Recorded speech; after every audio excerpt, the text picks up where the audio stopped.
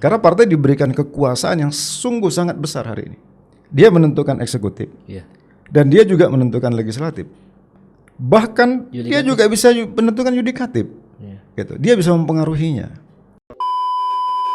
Ternyata jumlah partai bukan penyelesai masalah di kita. Ternyata orang adalah soal kita yang terbesar. Siapa yang ditempatkan partai, sumber dayanya, itu ternyata masalah kita di situ. Di pemilih inilah sebetulnya salah satu aset terbesar kita. Demokrasi tanpa pemilih yang kritis, tanpa pemilih yang berani, tanpa pemilih yang punya kekuatan moral, demokrasi hanyalah mainan dari elit saja.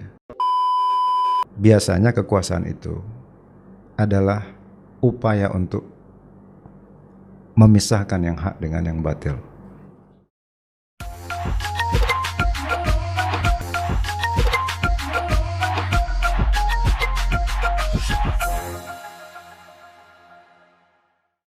Assalamualaikum warahmatullahi wabarakatuh. Ketemu lagi sahabat di Institut di Deddy Iskandar Batubara Podcast. Senang sekali saya bisa kembali menyapa sahabat-sahabat semua dimanapun berada. Hari ini saya kedatangan tamu yang luar biasa, aktivis sepanjang zaman kayaknya nih, sampai hari ini masih tetap jadi aktivis. Bagi teman-teman aktivis di Sumatera Utara tentu tidak asing dengan beliau. Hari ini beliau masih tetap melakukan ragam aktivitas baik di kampus maupun di luar kampus. Tamu kita hari ini Bang Dadang Darmawan. Assalamualaikum Bang. Waalaikumsalam warahmatullahi wabarakatuh. Sehat Bang? Alhamdulillah sehat. Ya, udah lama gak ketemu Bang Dadang ini. Cuma kalau di foto-foto di Facebook di apa sering juga ketemu dengan beliau, dengan aktivitas-aktivitasnya mengurusi Kahmi Sumatera Utara hari ini. Aduh, luar biasa Bang Dadang. Saya terima kasih ya Bang menyempatkan waktu hari ini dalam suasana Ramadan masih bisa datang ke studio ini untuk bisa ngobrol-ngobrol di Deddy Iskandar Batubara Institute. Makasih banyak ya Bang. Kami juga terima kasih juga nih Bang Deddy. Iya. Jadi tema kita hari ini dengan Bang Dadang tentu karena beliau ini akademisi yang saya kira keilmuannya insya Allah mudah-mudahan bisalah menjadi referensi kita untuk bahan diskusi. Tema kita hari ini soal pemilu 2024. Oh ya Bang Dadang, sekarang Mas ikut di partai politik atau mau konsen di kampus? Konsen di kampus. Konsen di kampus Bang ya? Yeah. Udah fokus ngajar sekarang Bang ya? Ya, itulah Bang Dadang. Memang saya kira bagi teman-teman aktivis ini, Bang Dadang ini guru dari banyak aktivis ini. Ya, Bang Dadang. Bagaimana Bang melihat pemilu 2024 ini Bang? Iya, pemilu 2024 pertama ini pemilu paling bersejarah bagi kita. Untuk pertama sekali kita melaksanakan pemilu serentak di seluruh Indonesia yang sudah ditunggu-tunggu ya. Iya. Serentak itu kapan gitu? Ternyata di 2024. Ada juga kemarin bayangkan itu diasumsikan di 2027. Tapi akhirnya ketemu di 2024. Jadi ini pemilu paling bersejarah. Tapi selain bersejarah karena kita akan menyelenggarakan serentak, tapi juga ini punya problema tersendiri juga. Karena ini pengalaman baru juga. Apakah 2024 ini bisa kita jadikan titik balik bagi bangsa kita ke depan? Itu pertanyaan besar sampai hari ini. Yang kedua, dengan serentak di seluruh Indonesia hari ini, apakah kita akan bisa mengelola berbagai masalah yang timbul di tengah-tengah kepemiluan kita? Karena kita tahu 10 tahun terakhir ini hampir semua pemilu kita itu ada sengketanya. Ada sengketa. Ada sengketanya. Iya. Pilkada kita hampir semua tempat ada sengketanya. Jadi bisa dibayangkan kalau semua bersengketa dan seterusnya dan seterusnya. Walaupun memang sudah ada mekanisme. Tapi yang jelas pemilu kita satu punya tantangan tersendiri bagi kita, dan mudah-mudahan ini bisa menjadi titik pijak bagi kita untuk kehidupan nasional, kehidupan bangsa kita yang lebih baik di masa yang akan datang. Ya, instrumen pemilu itu kan paling tidak ada regulasi ya Bang ya. Ada regulasi, ada peserta pemilunya, kemudian ada penyelenggaranya, ada pemilihnya gitu kan. Memang saya kira kita ini memang termasuk penyelenggaraan pemilu yang salah satu paling rumit di dunia katanya, kira-kira begitu. Saya juga nggak bisa ngebayangin kalau pemilu yang lalu saja dengan kondisi serentaknya masih begitu, belum ikut eksekutif ya. Ada problem di logistik, problem di penyelenggara yang banyak meninggal, ada problem sengketa yang berlarut-larut sampai nggak ini, kemudian ada money politik dan lain sebagainya saya kira. Ini kan juga pemilu akan datang ini tentu akan diikuti peserta yang juga sepertinya tetap akan banyak ini, ya Bang ya. Tetap akan banyak peserta pemilu ini. Memang ada rentang waktu Februari ke November. Saya memang sampai hari ini masih optimis lah ya pemilu nggak ditunda. Saya termasuk yang yakin pemilu kita nggak ditunda. Dan mudah-mudahan jangan ditunda, ya kan Bang? Anggarannya kalau nggak salah saya kemarin direncanakan oleh Presiden sudah diumumkan 110 triliun. Sebenarnya sih nggak besar kalau dari persentase APBN ya, cuma 6%. Tapi angka itu akan menjadi sangat besar di tengah situasi kita juga yang ekonominya sedang tidak baik-baik karena pandemi gitu. Kita mau bedah satu-satu dulu nih Bang. Kemarin kan penyelenggaranya sudah dilantik ini oleh Presiden, 7 komisioner, 5 Bawaslu. Kalau Bang Dadang ngelihat performa tim ini hari ini gimana nih penyelenggara nih, KPU dengan Bawaslu yang baru dilantik ini? Pasti semua orang pingin atau berharap penyelenggara ini adalah wasit ya, wasit terbaik bagi peserta dan pemilih. Walaupun kita tahu penyelenggara itu bagian dari masalah kita sebetulnya di dalam pemilu kita, itu bagian dari masalah. Mestinya wasit menyelesaikan masalah. Nah, kenapa? Karena di kita terpilihnya 7 dan 5 Bawaslu itu sebetulnya orang mengatakan itu adalah produk politik gitu. Meskipun ada fit and proper test di DPR, tapi tidak bisa tidak semua meyakini bahwa it's produk politik.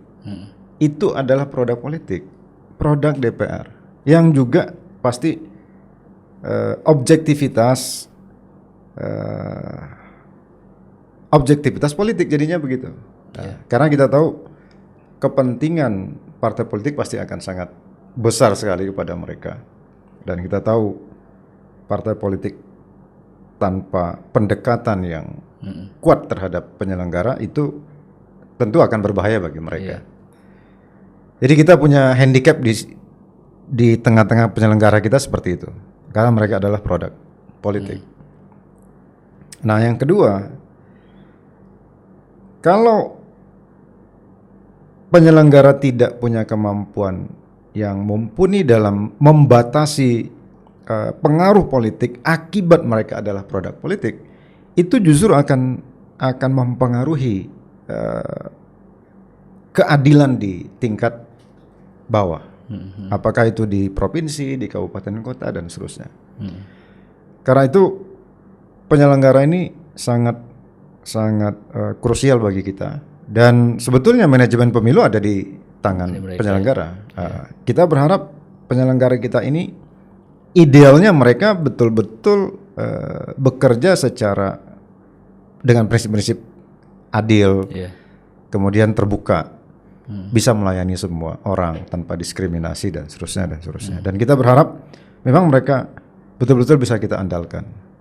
Saya masih berharap dan mudah-mudahan masyarakat kita masih berdoa agar penyelenggara kita ini betul-betul bisa memanfaatkan ini. Tadi itulah untuk momentum kita ke depan. Kita tahu mereka produk politik, tapi juga mereka punya, saya kira mereka juga adalah sumber daya manusia kita yang kuat yang terpilih hari ini, dan mudah-mudahan mereka masih punya kekuatan untuk memanage pemilu kita ini dengan lebih baik dari sebelumnya. Karena memang mereka dipilih DPR, ya mekanismenya memang harus fit and proper testnya di DPR ya kan Pak? Iya. Jadi mau tidak mau memang tidak bisa dihindari, memang pengaruh politik itu pasti akan sangat dominan dengan keterpilihan mereka itu ya. Betul. Tapi ya mudah-mudahan lah ya 12 orang ini kemudian bisa kita yakini lah untuk bisa menjalankan dan menjadi wasit seperti yang Abang sebutkan tadi ya. Iya. Itu bicara konteks penyelenggara. Kemudian variabel berikutnya ini kan soal peserta ini Bang. Iya. Ini pasti akan verifikasi nih sebentar lagi. Karena pemilu itu kalau di undang-undang kan disebutkan dilaksanakan 20 bulan sebelum pelaksanaan. Iya. Berarti Juni. Juni.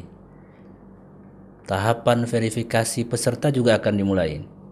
Ini kira-kira estimasi dan pandangan Abang nih melihat ke depan ini soal jumlah peserta pemilu ini. Kalau kita lihat dari pengalaman 2019, kita punya 9 partai ya, plus 3 partai lokal. Hari ini ada 75 partai yang sedang antri untuk diverifikasi di Kemenkumham. Iya. Tentu 9 diantaranya adalah partai Existing ya.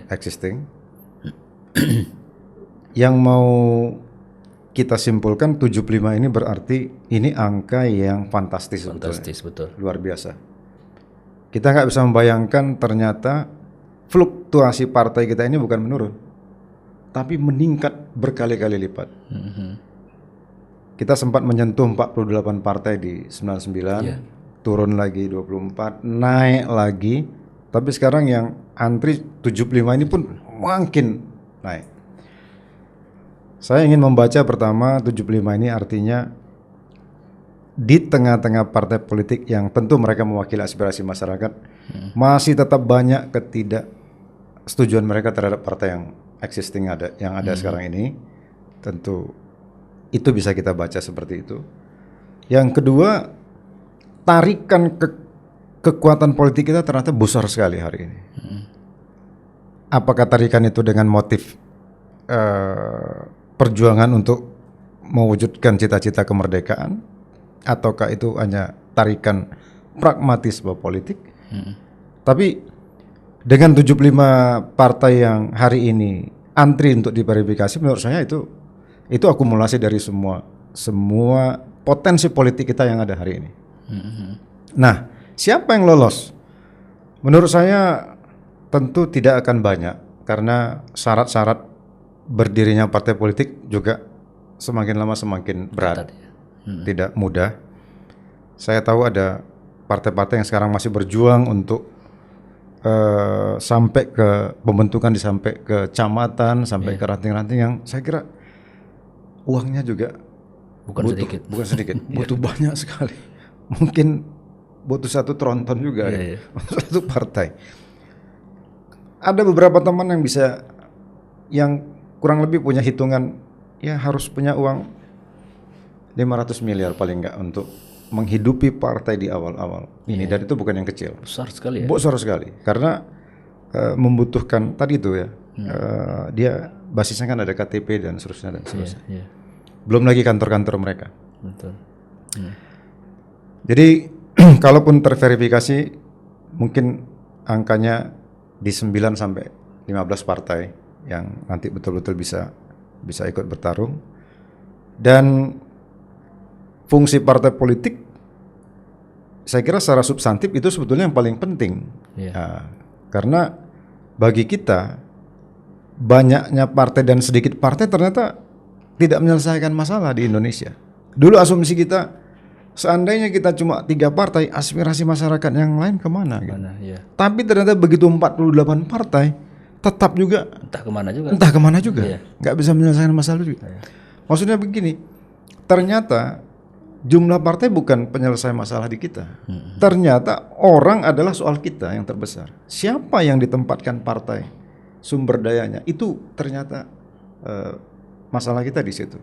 Iya, iya. Seandainya semuanya berlomba-lomba menempatkan orang yang terbaik, itu mungkin jawaban yang kita inginkan, sehingga mereka betul-betul bisa melahirkan kebijakan-kebijakan yang dibutuhkan oleh masyarakat. Tapi ternyata hari ini kita ketahui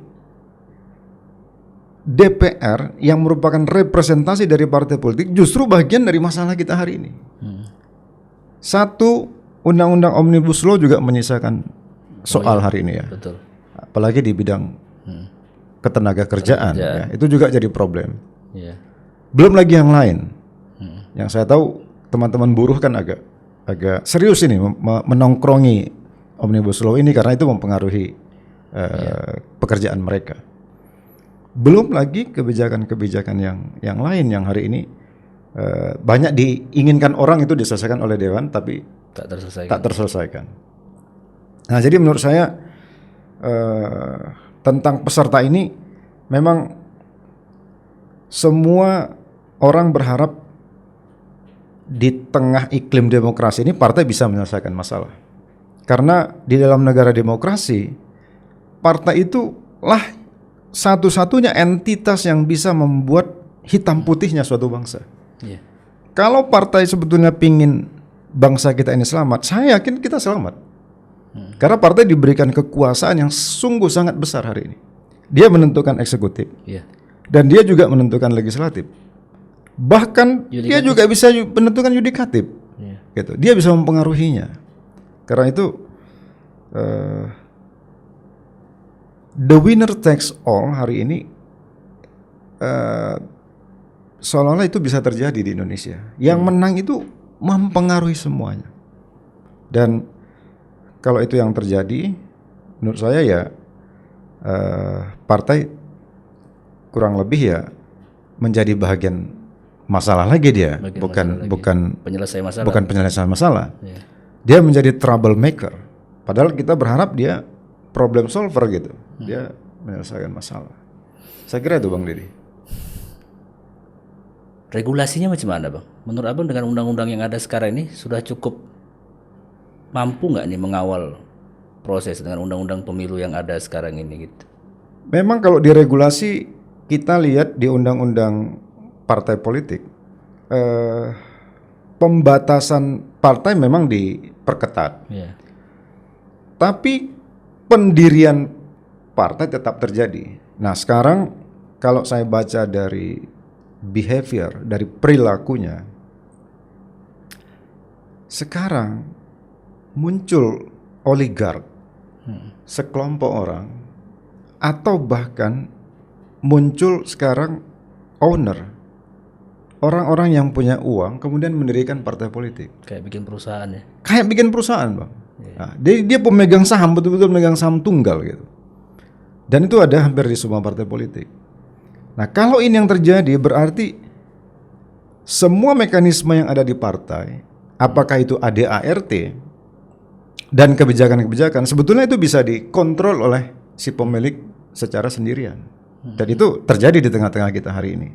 Jadi sekuat apapun regulasi misalnya untuk menyelamatkan partai politik, di tengah-tengah partai politik ada pemiliknya, ada ownernya. Itu juga jadi problem besar bagi kita hari ini. Nah dengan yang begini itu apakah regulasi akan mempengaruhi? Saya kira tidak. Karena sebaik apapun regulasi, kalau dia tetap memberi keleluasaan bagi satu orang untuk membentuk partai, semuanya akhirnya bisa direkayasa dalam bentuk pendirian partai dan dan regulasi internal partai yang bisa mereka buat. Itu jadi problema kita sendiri, Bang Didi. Iya. Regulasi sudah, peserta sudah, kemudian penyelenggara sudah. Ini menarik juga ini, Bang. Seperti yang di awal tadi kita coba kasih preamble-nya. Ini kan kita pertama ini pemilu serentak ini, pemilu dan pilkada serentak. Kita sih belum membayangkan hasilnya gimana ya. Tapi kalau sempat ada 75 partai politik akan muncul, jangan-jangan sekian ratus ribu calon anggota legislatif yang akan bertarung dalam semua level dan jenjang gitu kan. Tambah lagi sebelum itu akan diiringi dengan adanya pejabat wali kota, bupati, gubernur dan lain sebagainya gitu. PLT itu ya. PLT dalam rentang waktu yang panjang ini. Betul. Ini kok saya melihat begini, akhirnya keberadaan pemilu itu sesungguhnya bisa digantikan kok dengan PLT yang ditunjuk oleh pemerintah kan dalam durasi yang saya kira ini ada yang agak panjang nih. Ada yang Mei ini selesai kayak kita di sini misalkan kayak Tebing Tinggi dan Tapanuli Tengah ini. Iya, betul. Mei berakhir. Kita harus menunggu sampai dengan ke 2000 November. Kalau provinsinya Banten 2024. Ya katanya. Provinsinya Banten coba. Itu gimana sih ya, Bang ya? Ya, karena rezim serentak. Rezim serentak ya. Karena kita sudah menyepakati sejak 10 tahun atau 15 tahun yang lalu niatnya kan ingin mempersempit keuangan supaya keuangan bisa terkontrol, lebih hemat. Maka serentak itu diasumsikan kalau serentak keuangan negara akan hemat.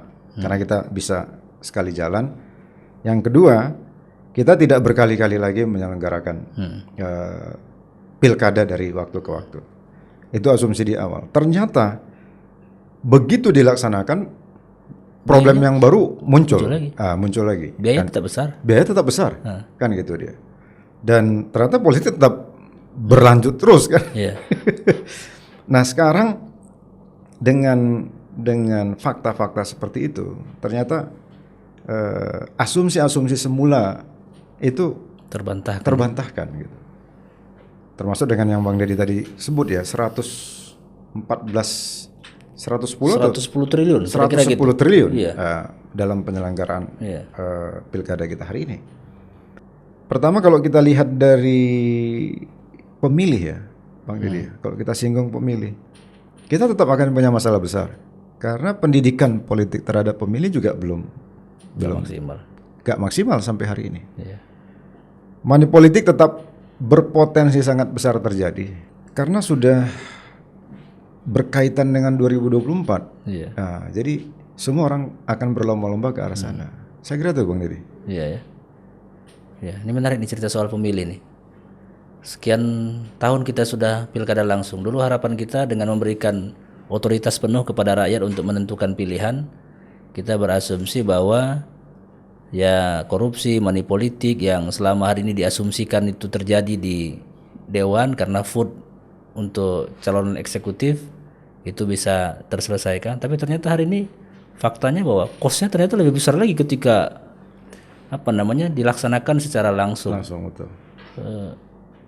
Sepakat berarti ya Bang ya, nggak berubah sebenarnya ya polanya ya. Artinya persepsi masyarakat soal pemilu sampai hari ini dengan beberapa kali pemilu nggak berubah juga saya lihat. Kalau kita bertanya, apakah ada kelompok yang menginginkan kita bebas dari money politik? Apakah ada orang yang berharap masyarakat kita punya integritas di dalam memilih calon pemimpin mereka? Apakah ada orang yang punya harapan bahwa masyarakat punya kekuatan untuk menentukan pilihan mereka sendiri, sehingga betul-betul yang terpilih ini adalah sesuai dengan kehendak dan kebutuhan masyarakat? Mungkin umumnya kita menjawab tidak ada. Iya.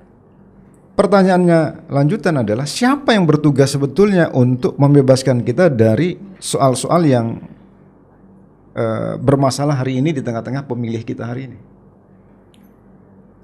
Jawabannya adalah mestinya yang paling bertanggung jawab adalah partai politik. Karena fungsi mereka adalah pendidikan politik. Fungsi mereka adalah mengagregasi harapan-harapan pemilih, harapan-harapan masyarakat.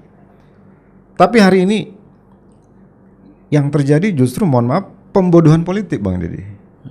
Ini pembodohan politik.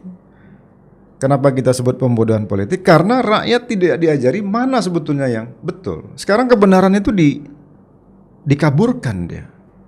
Dikaburkan di tengah-tengah masyarakat. Harusnya partai lah yang membuat kebenaran itu terang benderang. Yang mana yang salah, mana yang benar, harusnya kan itu diberitahu oleh partai kepada politik, masyarakat. Betul. Kebijakannya ini yang benar, ini yang keliru. Kita pingin kemari. Tujuan negara kita seperti ini. Nah sekarang dengan ketiadaan upaya-upaya untuk membangun pendidikan politik, kemerataan politik, dan integritas pemilih hari ini, maka bisa dibayangkan pemilih kita ini punya kekosongan untuk sementara kita katakan literasi politik lah, dalam menentukan kehidupan mereka. Yang ada adalah mereka hari ini betul-betul berjalan, kalau kita bisa asumsikan, tanpa diri mereka. Jadi mereka datang ke TPS tapi sebetulnya bukan jiwanya yang ada di yang mereka bawa. Tapi yang mereka bawa itu adalah perintah dari partai-partai yang kadang-kadang itu mereka menyucuk justru tanpa kesadaran mereka. Dan itu terjadi hari ini. Apakah 2024 akan terjadi? Menurut saya ya, karena tidak ada hari ini yang bisa menghalangi upaya-upaya pragmatisme itu terjadi. Kita sudah terlambat, waktu kita terlalu sempit, karena pendidikan kultural akan lebih panjang, dan ya tentu kita kehilangan waktu kalau mau kita lakukan mulai dari sekarang. Jadi menurut saya kita punya problematika di dalam pemilih kita ini. Padahal di pemilih inilah sebetulnya salah satu aset terbesar kita. Demokrasi tanpa pemilih yang kritis, tanpa pemilih yang berani, tanpa pemilih yang punya kekuatan moral, demokrasi hanyalah mainan dari elit saja. Itu yang mungkin terjadi di tengah-tengah kita. Sistem pemilu, Bang, kalau ke depan masih konvensional, sementara hari ini kan kita ini kan harus segera menyesuaikan dengan perkembangan ya menurut saya. Era digital yang begitu cepat hari ini berlaku di hadapan kita gitu. Tapi saya melihat sampai hari ini sepertinya baik pemerintah maupun penyelenggara gitu, sepertinya belum ada format gitu ya. Kalau misalkan ke depan ini pemilu kita itu bisa menggunakan pendekatan digital gitu, atau memang masyarakat kita mungkin belum siap, atau seperti apa ya, Bang? Kalau ditanya apakah masyarakat siap dengan digitalisasi sistem pemilihan sebagaimana kita temukan, katakanlah misal di Amerika atau di India yang kita tahu sudah pakai. Oh ya, India sudah ya. Sudah pakai digital. Saya berani jamin bahwa sebetulnya masyarakat ngikut. Apa yang diperintahkan pasti ikut ya? Pasti ikut. Itu salah satu ciri masyarakat kita juga. Mudah mereka. Kalau pemerintah oke, mereka pun oke. Nah sekarang apakah infrastruktur digital ini sudah disiapkan oleh pemerintah atau tidak? Kemarin saya sempat bersama KPU mendengar bahwa banyak hal sebetulnya yang direncanakan untuk mulai ke arah digitalisasi. Tapi kalau kita lihat persiapan 2024 sepertinya tidak. Sepertinya kita masih konvensional, orang masih datang, masih coblos juga. Dan sekarang yang baru diperbaharui itu kalau nggak salah saya kemarin surat suara untuk diperkecil supaya penghitungannya lebih mudah, sehingga 700 orang yang kurang lebih yang meninggal waktu kemarin jangan sampai terulang lagi. Di luar itu sistem digitalisasi belum digunakan dalam konteks memilih di tengah-tengah kita hari ini. Yang kedua, soal kita yang lain adalah kemauan political will atau kemauan politik dari pemerintah.